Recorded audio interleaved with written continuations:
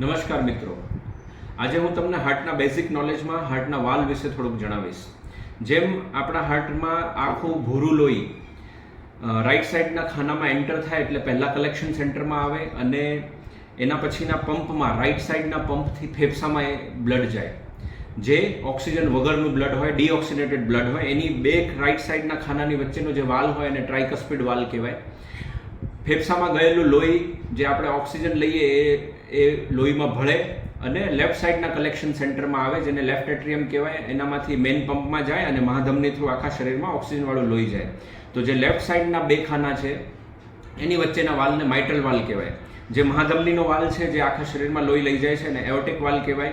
અને જ્યાંથી ફેફસામાં બ્લડ જાય, જે પલ્મોનરી આર્ટરી હોય, રાઈટ સાઈડના પંપથી ફેફસામાં બ્લડ લઈ જાય, એને પલ્મોનરી વાલ કહેવાય. મેજર પ્રોબ્લેમ્સ યુઝ્યુઅલી માઇટલ વાલ અને એરોટિક વાલમાં થતી હોય છે. માઇટલ વાલનું રીગર્જિટેશન એટલે કે લીકેજ, એટલે કે વાલ બંધ થયા પછી બી પંપ શરીરમાં લોહી ફેંકતું હોય ત્યારે બી લોહી પાછળના ખાનામાં જતું રહે, એટલે વાલનું લીકેજ કહેવાય. એટલે પાછળનું ખાનું પહોળું થઈ શકે. જ્યારે બી વાલનું લીકેજ હોય એટલે પાછળનું ખાનું પહેલાં પહોળું થાય. અને વાલનું સ્ટીનોસિસ, માઇટ્રલ સ્ટીનોસિસ અથવા એઓર્ટિક સ્ટીનોસિસ એટલે કે વાલનું સાંકડું થવું. એઓર્ટિક વાલ યુઝ્યુઅલી ઉંમરના લીધે સાંકડું થતું હોય છે, જ્યારે માઇટ્રલ વાલ રૂમેટિક હાર્ટ ડિસીઝના લીધે સાંકડું થતું હોય છે. Thank you so much.